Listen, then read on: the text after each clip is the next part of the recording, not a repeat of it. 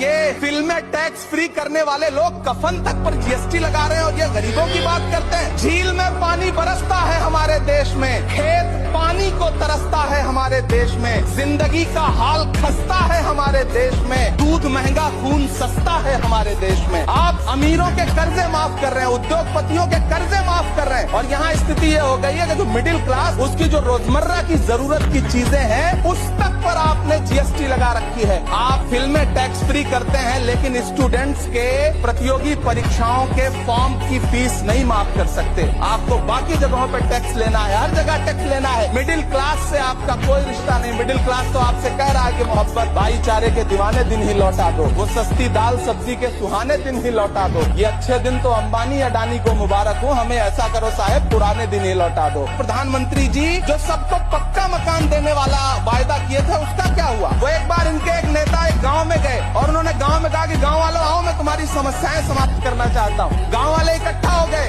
नेताजी ने गांव वालों से कहा बताओ तुम्हारी 2 समस्याएं बताओ, मैं दोनों समस्याओं का यहीं पे समाधान करूंगा। तो गांव वालों ने कहा साहब हमारी पहली समस्या है कि हमारे यहाँ कोई हॉस्पिटल नहीं है। तो नेताजी ने मोबाइल निकाला, कहीं फोन मिलाया और मिला के फोन पे पता नहीं क्या कुछ कहा कि यहाँ गांव में हॉस्पिटल नहीं है, हॉस्पिटल तुरंत यहाँ हॉस्पिटल चाहिए। गांव वाले खुश हो गए कि 1 मिनट में यहाँ हॉस्पिटल आ रहा है। अगली समस्या के बारे में उन्होंने नेताजी ने गांव वालों से कहा कि मैंने आपकी पहली समस्या समाप्त कर दी, दूसरी समस्या बताओ। तो गांव वालों ने कहा साहब इस गांव में कोई भी मोबाइल का नेटवर्क ही नहीं है। ये है इनके काम करने का तरीका, ये है झूठ बोल